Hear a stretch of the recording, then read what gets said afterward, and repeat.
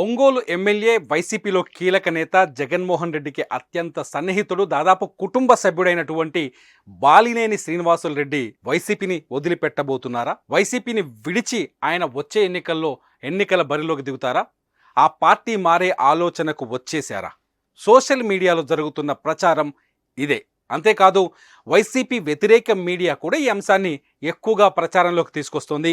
జగన్మోహన్ రెడ్డి ఫ్యామిలీలో మరొక కలకలం అనే కోణంలో ఈ అంశాన్ని చూపించే ప్రయత్నం జరుగుతుంది. మొత్తానికి ఏపీలో మాత్రం మొదటి నుంచి బాలినేని శ్రీనివాసరెడ్డి అధిష్టానం పైన, పార్టీ అధిష్టానం పైన కొంత అసంతృప్తిగా ఉన్నారు. గజం కేవలం 23,000 రూపాయలతో 165 గజాల భూమి కేవలం 38 లక్షలు మాత్రమే. బాలినేని శ్రీనివాసరెడ్డి ఎప్పుడైతే తనకు మంత్రి పదవి దక్కుతుందని ఆశించి భంగపడ్డారో అప్పటి నుంచి కొంత ఆగ్రహంగా ఉన్నారు.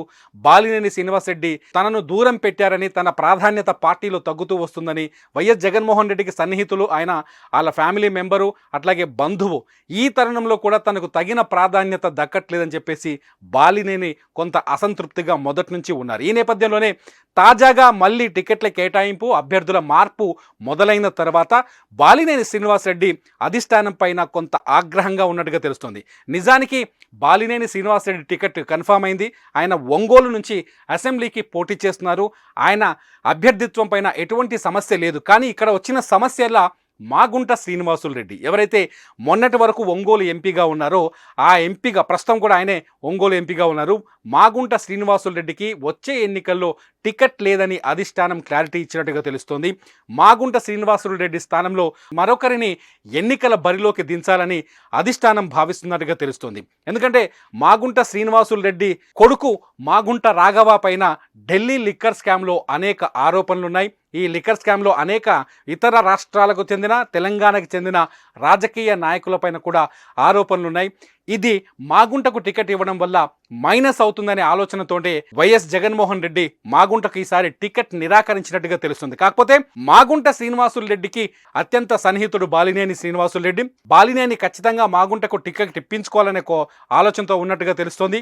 ఒంగోలు ఎంపీ టికెట్ మాగుంటకు ఇచ్చి తీరాల్సిందే అని చెప్పేసి బాలినేని మొదటి నుంచి పట్టుబడుతున్నారు. గడిచిన వారం రోజులుగా వైఎస్ జగన్మోహన్ రెడ్డిని, కాకపోతే పార్టీ అధిష్టానాన్ని, పార్టీలోని కీలక నాయకులందరినీ ఆయన కాంప్రమైజ్ లేకపోతే ఆయన సముదాయించే ప్రయత్నం చేస్తున్నట్టుగా తెలుస్తోంది. కానీ ఆయన చేసిన ప్రయత్నాలు విఫలమయ్యాయని, ఇక మాగుంటకు సీటు రాదని అధిష్టానం కూడా తేల్చి చెప్పిందని, దీంతో మాగుంట తీవ్రమైన ఆవేదనతో పార్టీ కార్యాలయం నుంచి, తాడేపల్లిగూడెంలోని పార్టీ కార్యాలయం, ముఖ్యమంత్రి నివాసం నుంచి, సీఎంఓ నుంచి బయటకు వచ్చినట్టుగా సమాచారం అందుతోంది. దీంతో బాలినేని శ్రీనివాసరెడ్డి వైసీపీని వదిలిపెడతారని, వైసీపీకి గుడ్ బై చెప్పబోతారని చెప్పేసి రాజకీయంగా ఒక ప్రచారం విస్తృతంగా సాగుతుంది.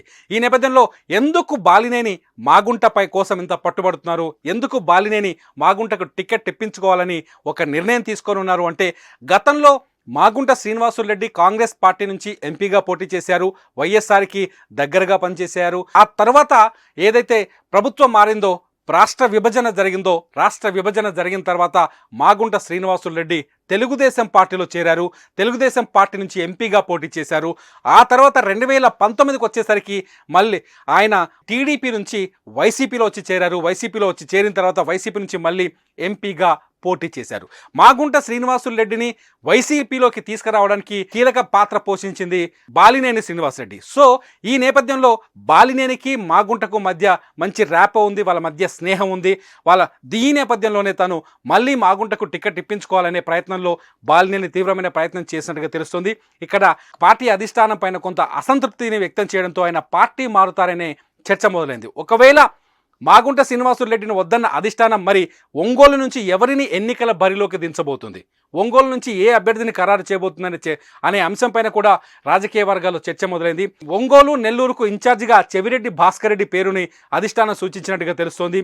అయితే చెవిరెడ్డి భాస్కర్ రెడ్డికే ఈసారి ఒంగోలు పార్లమెంటు టికెట్ ఇస్తున్నారనే చర్చ కూడా తెరపైకి వచ్చింది. ఇంతకు ముందు చెవిరెడ్డి పేరుకు ముందు నగరి ఎమ్మెల్యే రోజా, నగరి ఎమ్మెల్యే ఆంధ్రప్రదేశ్ కేబినెట్ మంత్రి రోజా పేరు కూడా తెరపైకి వచ్చినట్టుగా తెలుస్తుంది. నగరిలో రోజాకి సీట్ లేదు, నగరిలో మరో వైసీపీ నాయకుడికి టికెట్ ఇస్తారని, రోజాని నగరి నుంచి మార్చి ఒంగోలులో ఎంపీగా పోటీ చేయించబోతున్నారని చెప్పేసి ఒక చర్చ 2-3 రోజులుగా జరుగుతోంది. రోజా ఈ అంశం పైన కూడా చాలా స్పష్టంగా స్పందించారు. ఇవాళ తను ఒక ఆంధ్రప్రదేశ్లో రాజకీయం చేయకపోతే తమిళనాడుకు వెళ్ళిపోతుందని చర్చ ప్రచారం కూడా చేస్తున్నారు. నాకు తెలియకుండానే నన్ను అవసరమైతే పక్క రాష్ట్రానికి ముఖ్యమంత్రిని కూడా చేస్తారు, అది సోషల్ మీడియా ప్రభావం.